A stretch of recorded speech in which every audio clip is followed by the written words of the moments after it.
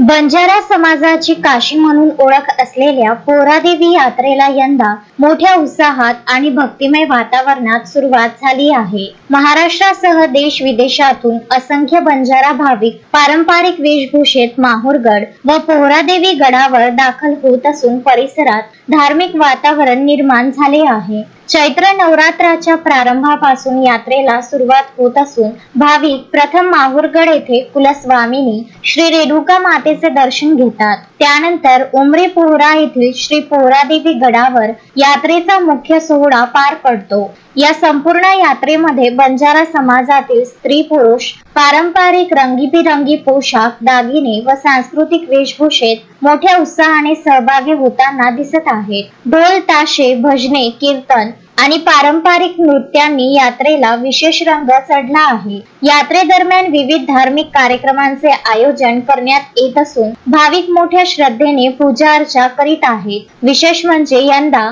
श्री रेणुका देवी संस्थानकडून करण्यात आलेल्या नव्या नियोजनामुळे वाहतुकीची व्यवस्था सुरळीत राहिली. मागील वर्षाच्या तुलनेत यंदा कोणताही मोठी वाहतूक कोंडी किंवा अडथळा जाणवला नसल्याने भाविकांनी समाधान व्यक्त केले. यात्रेच्या निमित्ताने स्थानिक प्रशासन, पोलीस विभाग व स्वयंसेवकांकडून चोख बंदोबस्त ठेवण्यात आला आहे.